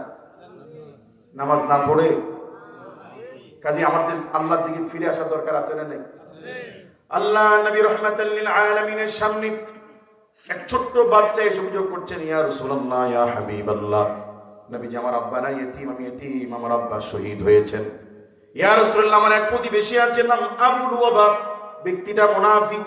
ইয়া রাসূলুল্লাহ, তার জমি এবং আমার জমি পাশাপাশি হওয়ায় তার একটা খেজুরের বাগান আছে, ওই বাগানের পাশে আমার একটা বাগান আছে, তার বাগানের পাশে আমার জমি আছে, তার বাগানের একটা গাছ আমার সীমানায় পড়েছে, গাছের মালিক সে কিন্তু জমি আমার। অনেক সময় গাছ এমনটা হয় না, গাছ তার জমি আমার। ইয়া রাসূলুল্লাহ, আমি বলেছি চাচা গাছ কেটে নেন, সে কাটতে রাজি হয়। আমি বলেছি যদি না কাটেন, গাছ কাটতে যদি মায়া লাগে তাহলে আমার কাছে বিক্রি করে দেন, গাছ আমি কিনি। ইয়া রাসূলুল্লাহ, সে গাছ বিক্রিও করবে না। নবী সাল্লাল্লাহু আলাইহি ওয়াসাল্লাম অভিযোগ শুনে সেই মুনাফিক আবু লুবাবাকে ডাকলেন, হ্যাঁ আবু লুবাবা, শুনলাম তোমার বাগানের গাছ এতিম বাচ্চার জায়গায় পড়েছে, ঘটনা সত্যি? বলে হ্যাঁ। তো গাছ কাটো। কাটতাম না। বিক্রি করো? বিক্রিও করবো না। রাসূলুল্লাহ বলে যদি না কাটো, না বিক্রি করো, তাহলে গাছ দান করে দাও। দানও করবো না। এরকম ঘাটতেরা লোক আমাদের সমাজেও থাকে কি থাকে না? যদি ছেলেরা রাজনীতি করে তার গর্ব তো থাকাই বসে। ভাই, আমাদের দেশে গাছের ডালের অভাব আছে? হুজুর মিসওয়াক তো করা দরকার, কিন্তু একটা মিসওয়াকের দাম 1 লক্ষ টাকা, গরিব মানুষ কেনার টাকা নেই, এই জন্য কিনতে পারি না। গাছের ডালের অভাব আছে? যে কোনো গাছের ডাল দিয়ে 2টা ডলা দেন, বাস নামাজের সব বাড়বে কয় গুণ। আচ্ছা, এটা যদি নেকি না হয়ে টাকা হতো, যে মিসওয়াক করে নামাজ পড়লে নামাজের পরে 70 করে টাকা বিতরণ করা হবে, তাহলে মনিরামপুরে কোনো গাছের ডাল আর খুঁজে পাওয়া যাইত না। আজ থেকে মিসওয়াক করবেন তো ইনশাআল্লাহ।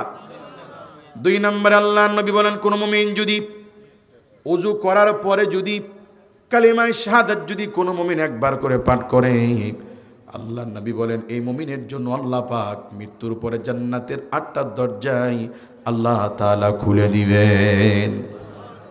আমরা কালিমা শাহাদাত পড়ি না, আজ থেকে পড়বো ইনশাআল্লাহ। তারা পড়িয়েন যারা জান্নাতে যেতে চান, যারা জান্নাত বিশ্বাস করেন।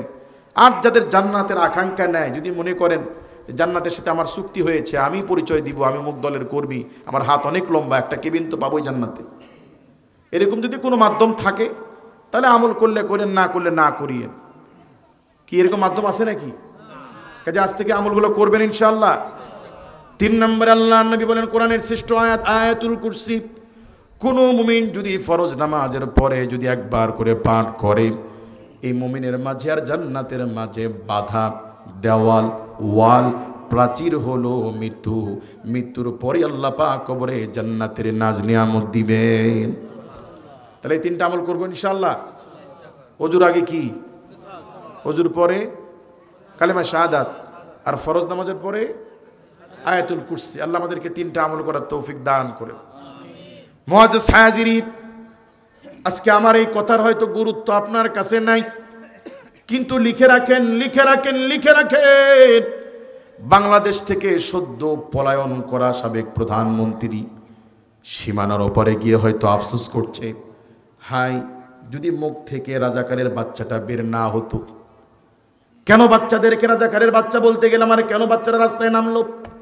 যদি এই কথাটুকু না বলতাম আজকে হয়তো ক্ষমতা আমার দখলে থাকতো। এরকম আফসোস হওয়া স্বাভাবিক কি না? তার চেয়ে হাজার গুণ, তার চেয়ে লাখ গুণ, কোটি গুণ বেশি প্রস্তাবও আপনা প্রস্তাবও। হাই হাই কেন ওজুর আগে মিসওয়াক করলাম না? কেন ওজুর পরে কালেমা শাহাদাত পড়লাম না? কেন ফরজের পরে আমরা আয়াতুল কুরসি পড়লাম না? তখন আফসোস করে কাজ হবে? আরে এই প্রধানমন্ত্রী, সাবেক প্রধানমন্ত্রীর ফিরে আসার সুযোগ থাকতেও পারে, বাংলাদেশের ক্ষমতা আসতেও পারে, বসতেও পারে, আল্লাহু আলাম, ঠিক কি না? কিন্তু আমরা মনে আফসোস করলে ফিরে আসা বা এটাকে সংশোধনের কোনো সুযোগ কি আর আছে? আল্লাহ পাক বলবেন, আল্লাহ পাক বলেন হাত্তা হিনা তারাল আযাব, পরকালে শাস্তি দেওয়ার পরে তোমাদের কাউকে যেন বলতে না হয়, আয় আল্লাহ আমাকে যদি আরেকটা বার পৃথিবীতে যাওয়ার সুযোগ দিতেন। আল্লাহ পাক বললেন বালা, কখনোই নয়, তোমাদেরকে সুযোগ দেওয়া হয়েছিল, তোমাদেরকে বোঝানো হয়েছিল, তোমরা গুরুত্ব দাওনি। কথা বলেন ঠিক কি না? কাজী ভাই, আমাদের সবাইকে মরা লাগবে কি লাগবে না? কাজী পরকালের ফিকিরের জন্য, নেকির জন্য এই কয়টা আমল করবো ইনশাআল্লাহ।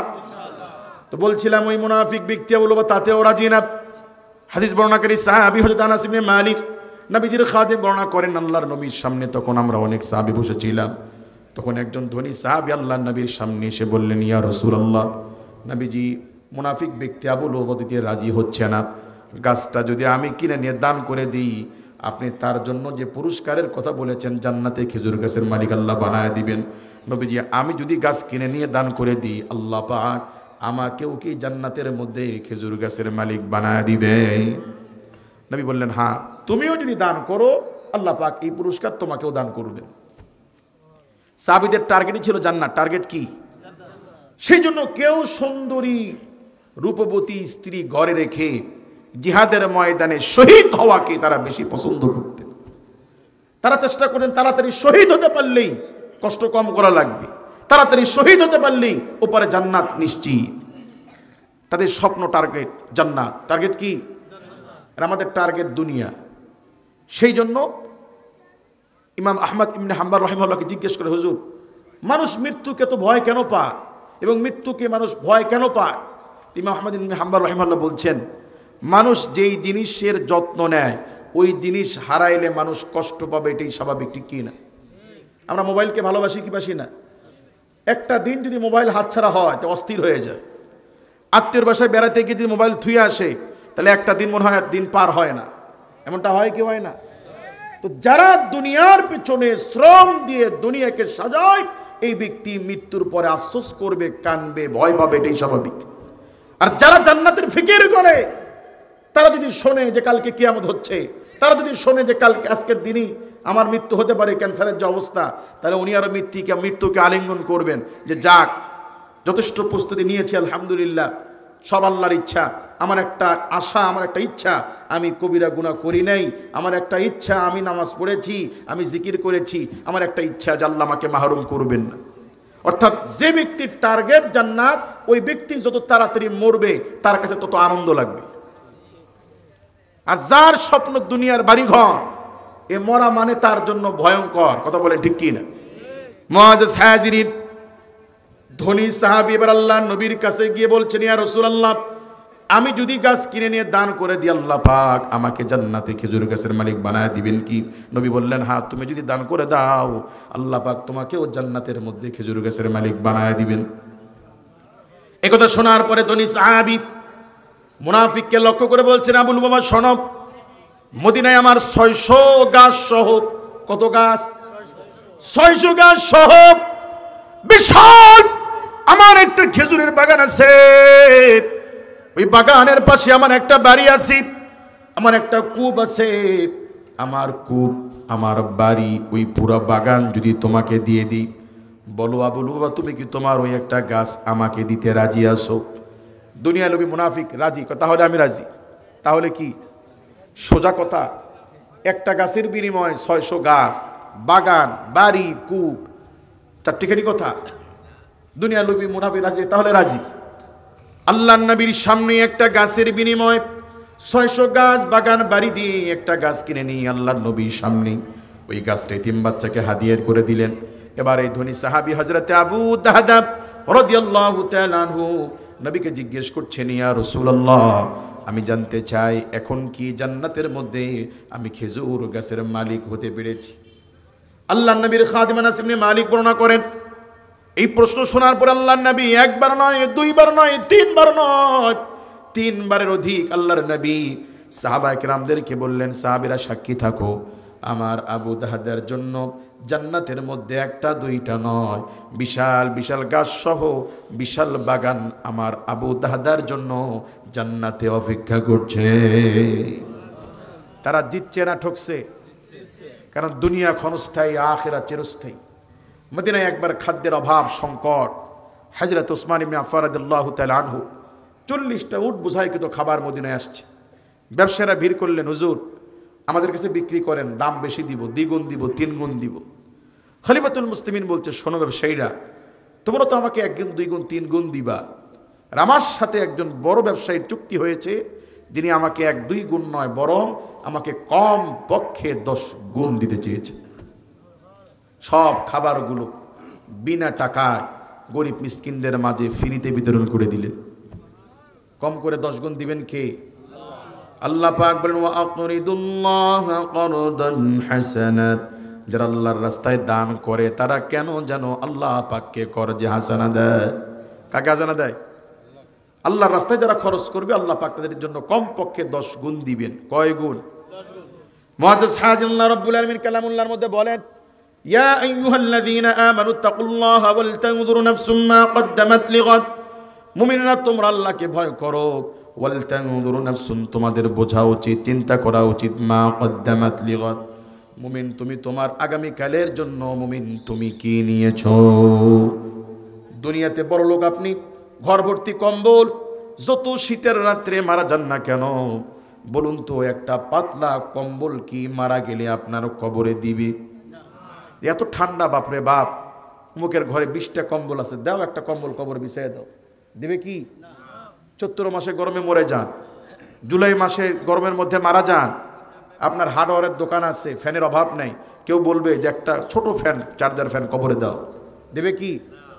আপনি যদি আপনার স্ত্রীকে বলেন, এই অমুকের মা, তোমার সাথে দাম্পত্য জীবনে 60 বছর সংসার করেছি, এই 80 বছরের বয়সে তোমার সাথে কাটিয়েছি 60 বছর, এই আমি মারা গেলে আমার নতুন কবরের পাশে তুমি 3টা রাত একটু বসে থাকিও, কারণ কবরস্থানে জিন থাকে, সাপ থাকে, কত ভয়ঙ্কর প্রাণীরা থাকে, আমার খুব ভয় করে বিবি, আমার মৃত্যুর পরে 3টা রাত একটু কবরের পাশে বসে থাকিও।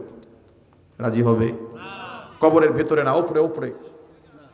আমার যখন ফোরাবে দিন, আসবে গহীন রাতি, থেকো প্রভু এ জীবনে, থেকো প্রভু এ জীবনে, হয়ে চির সাথী, আসবে গহীন রাতি। কাজী আমাদের সবাইকে মরা লাগবে কি লাগবে না? আল্লাহ পাক বলেন, তাকদুর নাফসুন, তোমার বোঝা উচিত গোলাম তুমি তোমার জন্য কি নিয়েছো। আচ্ছা, কেউ যদি শোনেন যে আগামীকাল থেকে পেঁয়াজের দাম বাড়বে, 300 টাকা কেজি হবে, তাহলে চালাকি করে পেঁয়াজ কিনে রাখার চেষ্টা করবেন কি না? এই সংবাদ সত্য হতে পারে, মিথ্যা হতে পারে। যদি সত্যও হয়, আমি আপনি 3 মাস বাঁচবো, 3 দিন বাঁচবো, তার গ্যারান্টি আছে? অনিশ্চিত ভবিষ্যতে আমি বাঁচতেও পারি, নাও পারি। এরপরেও চালাকি করে পেঁয়াজ কিনে রাখার চিন্তা করি, স্বপ্ন দেখি, কিন্তু আমাকে মরতে হবে, নিশ্চিত কবরে যাওয়াই লাগবে, কোনো ফিকির নাই। আল্লাহ পাক বলেন, ওয়াল তাকদুর নাফসুন, বান্দা তোমার চিন্তা করা উচিত তুমি তোমার নিজের জন্য কি নিয়েছো। ভাই, নেত্রী যখন বিপদে পড়ছে, লক্ষ লক্ষ কর্মীর চিন্তা বাদ দিয়ে নিজের চিন্তা করে নিজের জীবনে চলে গেছে। কথা বলেন। আবার 6 মাস আগে যারা বিরোধী দলের নেতৃবৃন্দ ছিল, যারা যারা জুকের ওপরে জেলখানায় বন্দি, জামিনও পায় নাই, ওই নেতাদের বাড়িতে চাল ডাল আছে কিনা, বাজার আছে কিনা, নেতাদের ছেলেরা ঈদের মার্কেট করতে পেরেছে কিনা, খোঁজ নেওয়ার কর্মী পাওয়া যায় নাই। আর আজকে যখন সুদিন, নেতা যখন বাড়িতে, এখন নেতার বাড়ির সামনে হুন্ডাওয়ালা সামসাদের অভাব নেই। তার মানে সুদিনের বন্ধুর অভাব নাই, দুর্দিনে কেউ কারো নয়। কথা বলেন ঠিক কি না? যেমন মনে করুন আমি বক্তা না, পড়াশোনা করি, এখন আমি জানি আমার খালাতো ভাই ওই মসজিদে ইমামতি করে, আমার অমুক খালু অমুক মসজিদের কমিটি, আমি ছাত্র মনে করুন বক্তা হওয়া শিখতেছি। আর আমি যদি কই খালু আপনার মসজিদে তো মাহফিল করেন, আমাকে একটা মাহফিল দিয়েন, চতুর্থ বক্তা রাখিয়েন, কেউ গুরুত্ব দিবে কেউ গুরুত্ব দিবে না, ঠিক কি না? কিন্তু আমি যদি ভালো বক্তা হতে পারি, বা যারা বাংলাদেশের পপুলার বক্তা তাদের আত্মীয় স্বজনের অভাব নেই, ভাতিজা ভাগনা একটা মাহফিল দাও বাপ, আমি তোমার অমুক আত্মীয় হই অমুক আত্মীয় হই, কথা বলেন। মানে বোঝানোর উদ্দেশ্য যে আপনি যখন ভালো জায়গায় যাবেন তখন আত্মীয় স্বজনের অভাব নাই। কিন্তু আপনি বিপদগ্রস্ত হন, অভাবে পড়েন, হসপিটালে ভর্তি থাকেন, টাকা লাগবে, ভাইয়ের আপন মায়ের পেটের ভাইয়ের কাছে টাকা থাকলেও বলবে টাকা নেই। কাজী দুনিয়া ধোকা, দুনিয়া কি যা কিছু কামায় সব পরিবারের, সব ছেলে মেয়ে।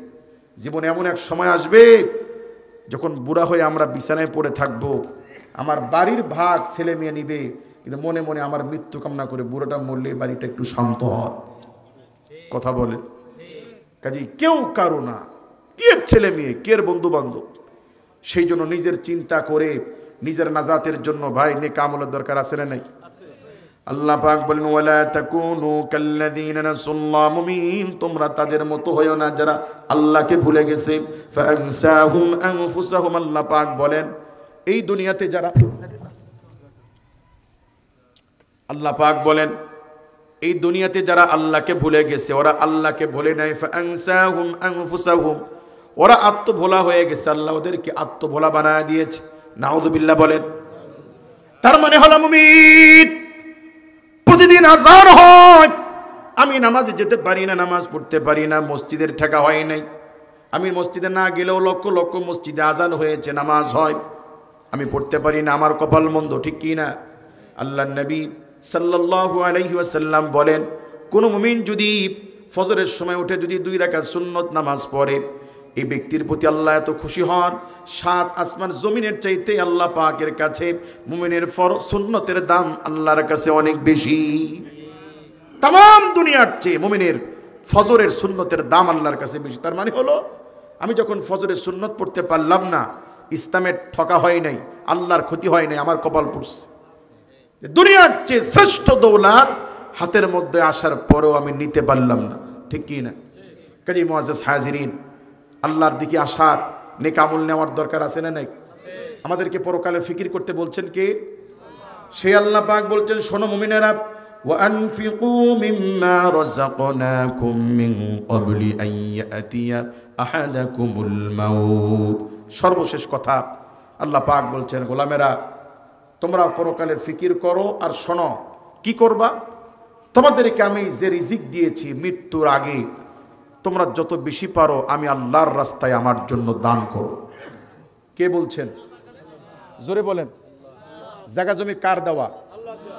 আচ্ছা, আমরা যে আমার বাবার ঘরে আসছি এটা কি আমি নির্ধারণ করছি? আপনি আপনার বাবার ঘরে আসছেন এটা কি আপনি নির্ধারণ করছেন? দয়া করে জমিওয়ালার ঘরে পাঠিয়েছেন কে?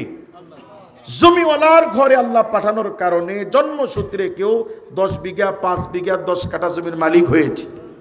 আমি যেদিন জন্ম নিয়েছি ওই দিন একই দিনে এমনও শিশু জন্ম নিয়েছে তাদের ঘরে যারা ছিন্নমূল, যারা রেল স্টেশনে ঘুমায়, যারা বস্ত্রহীন, বাড়ি ঘর নাই, এমন ঘরে অনেক শিশুর জন্ম হয় কি হয় না? রব যদি চাইতো আমাকে ওই ছিন্নমূলের ঘরে পাঠালে 1 শতক জমির মালিক হতে পারতাম না। আর আমার আপনার বাবার ঘরে আল্লাহ আমাকে দয়া করে পাঠানোর কারণে জন্মসূত্রে কাউকে লাখপতি কোটিপতি যিনি বানিয়ে দিয়েছেন বলুন তিনি কে? সে আল্লাহ পাক বলছেন গোলাম মৃত্যুর আগে তুমি যত বেশি পারো আমার কাছে আমার রাস্তায় দান করো মৃত্যুর আগে আগে। কারণ আমাদের দাদারা জমি করতে গিয়ে বাড়িঘর করে জমি করে চলে গেছে, কিন্তু জমি বানাইতে গিয়ে জমি সম্পদ বৃদ্ধি করতে গিয়ে যে নামাজ পড়তে পারে নাই ওই নামাজের ভাগ আমরা কেউ নিব? দাদাদের গুনার ভাগ কি আমরা কেউ নিতে চাইবো? কিন্তু মুরব্বীরা কি জমি নিয়ে কবরে গেছে?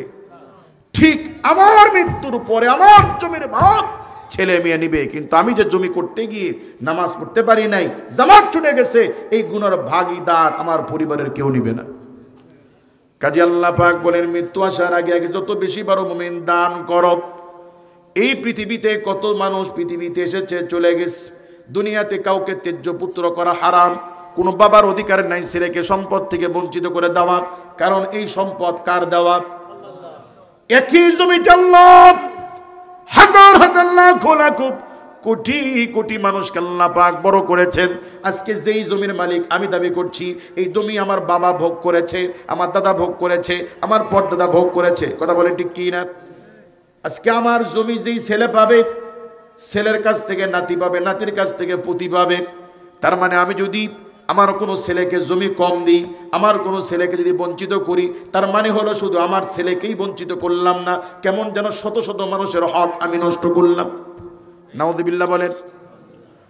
আমি জমির মালিক নই, আমি কয়েকটা দিনের ম্যানেজার। জন্মসূত্রে আমি যেমন আমার বাবার জমি থেকে হকদার হয়েছি, আমার সন্তানের আমার ঘরে জন্ম নেওয়ার কারণে জন্মসূত্রে তারা জমির হকদার হয়। ঠিক কি না? আরে মুমিন, একই জমিতে হাজার হাজার মানুষ লালিত পালিত হয়। দুদিন জমি নাড়ানাড়ি করে দেখাশোনা করে আবার তারা খালি হাতে চলে যায়। মাঝখানে যারা সম্পদ হাতের মধ্যে পাওয়ার পরে যারা দান করেছে আল্লাহর রাস্তায়, ওই দানের জায়গাটুকুই তার, আর যা রেখে যাবে সব দখল। সব কি? কাজে আল্লাহ পাক বলেন আনফিকু, তোমরা বেশি বেশি দান করো, মিন ক্বাবলি আইয়াতিয়াকুমুল মাউত, মৃত্যু আসার আগে আগে। যেটা দান করব এটা আমার, এটা কি? আমার মৃত্যুর পরে জমি সব হাতছাড়া হয়ে যাবে। ঠিক কি না? আরে মৃত্যু তো দূরে থাক, জীবিত অবস্থায় যদি আপনি আপনার ছেলেকে বলেন, হ্যাঁ আমার দুই ছেলে, বাপ তোর দাদার কোনো জমি ছিল না, আমি নিজে কষ্ট করে করে 3 বিঘা জমি কিনছি, বেটা আমি নিয়ত করেছি তোমাদের দুই ভাইকে 1 বিঘা 1 বিঘা করে 2 বিঘা জমি দিব, আর আছে কয় বিঘা? এই 1 বিঘা বেটা আমি নিয়ত করেছি নিজের নাজাতের জন্য, এই মসজিদে আধা বিঘা জমি দিব, মাদ্রাসায় আধা বিঘা দিব। বলেন তো ছেলেরা দিতে দিবে? রাজি হবে? আব্বা চুপ থাকেন তো।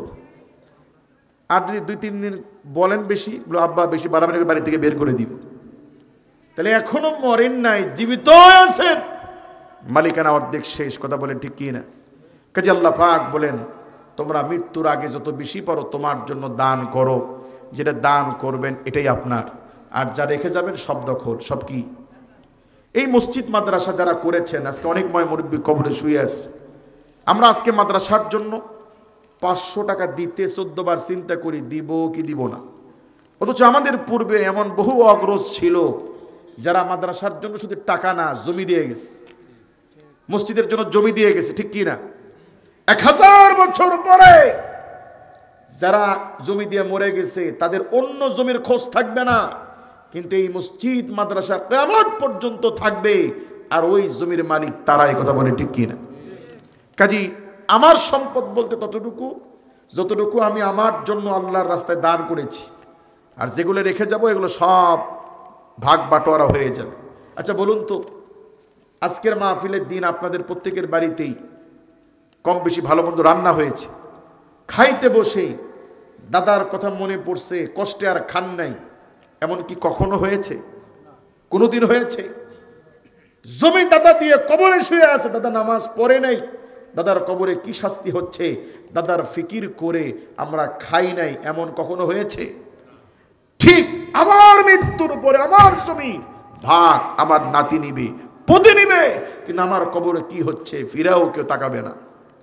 কাজে নিজের জন্য নিজের কিছু করা দরকার আছে না নাই? আল্লাহ পাক বলেন শোনো মুমিনেরা, মৃত্যুর আগে বেশি বেশি দান করো। কেন দান করবা? কারণ কোন মানুষের যখন হায়াত ফুরিয়ে যায়, সামনে যখন মালাকুল মউত দাঁড়িয়ে যায়, মৃত্যুর সময় আল্লাহর বান্দারা আল্লাহর কাছে ভিক্ষা চায়। কি চায়? ফায়াকুলু, তারা বলে রব্বি, আমার রব, লাউলা আখরতানি ইলা আজালিন করিব, আল্লাহ একটু পরে আমি কবরে চলে যাব, আল্লাহ তাআলা মৃত্যুর আগে আমাকে একটুখানি সময় দেন। ফাআসাদদাক, নামাজ পড়বো এই জন্য না, রোজা রাখবো এই জন্য না, পরিবারের কাছে বিদায় নিব আল্লাহ এই জন্য নয়। ফাআসাদদাক ওয়া আকুম মিনাস সালিহিন, আল্লাহ আমি মৃত্যুর আগে একটু দান করতে চাই। কি করতে চাই? এটা আমি কালেকশনের জন্য আন্দাজে বানায় বললাম নাকি? কার কথা? আল্লাহ পাক বলেন মৃত্যুর সময় মানুষ আমার কাছে সময় ভিক্ষে চায়। ফাআসাদদাক, আল্লাহ একটু দান করতে চাই। ওয়া আকুম মিনাস সালিহিন, দান করে একটু নেকি কবরে নিতে চাই। কারণ এই যে আমি এখন মরে যাচ্ছি, আমার ব্যাংকে 20 লক্ষ টাকা জমা আছে, এই টাকা আমি আর কোনোদিন ভোগ করতে পারবো? এই টাকা ধরতে পারবো? গুনতে পারবো? আমার মৃত্যুর পরে আমার দোকানের টাকা, বাড়ির ঘর সব কিছু হাত ছাড়া হয়ে যাবে, আর কোনোদিন ধরতে পারবো না, শুইতে পারবো না। আল্লাহ একটু পরে কবরে চলে যাব, আমার সাথে তো কেউ যাবে না, আল্লাহ আমাকে একটু সময় দেন, আল্লাহ আমি মৃত্যুর আগে একটু দান করতে চাই। মৃত্যুর আগে কি করতে চায়? আল্লাহ পাক বলেন ওয়ালা ইউআখিরুল্লাহু নাফসান ইযা জাআ আজালুহা, মৃত্যুর আগে আমার বান্দারা যারা আমার কাছে সময়ের জন্য দান করার জন্য ফরিয়াদ করেছে, আমি আল্লাহ পাক আর কাউকে 1 সেকেন্ড নতুন করে সময় আর ভিক্ষা দিই না। কাজে সময় থাকা অবস্থায় যত বেশি পারো দান করো, যেটা দান করবা এটাই তোমার। কাজে আমাদের প্রত্যেকের আল্লাহর অ্যাকাউন্টে কিছু রাখা দরকার আছে না নাই? এই দুনিয়াতে যারা ব্যবসায়ী, চাকরিজীবী, হাতে টাকা পয়সা আসলে ব্যাংকে টাকা জমা রাখে কি রাখে না? রাখার পরও নিজে নিজে আনন্দ পায়। কেন? আমার ঘরে নাই, আছে মনিরামপুরে ব্যাংকে, কিন্তু ওটার মালিক আমি, ওটা আমারই, ঠিক কি না? যারা আল্লাহর রাস্তায় দান করেন, ওয়াকরিদুল্লাহ করদান হাসানা, দানের অর্থই হলো আপনি কেমন যেন আল্লাহ পাককে কর যে হাসানা দিলেন, মৃত্যুর পর আল্লাহ পাক কম করে হলেও 10 গুণ দিবেন। কাজে আল্লাহর অ্যাকাউন্টেও কিছু রাখা দরকার আছে না নাই? মনে করেন দান না, এটা আপনার অ্যাকাউন্টে রাখতেছেন, শুধু সোনালী ব্যাংকে, বাংলাদেশ ব্যাংকে, ইসলামী ব্যাংকে না রেখে সরাসরি আল্লাহর ব্যাংকে রাখছেন।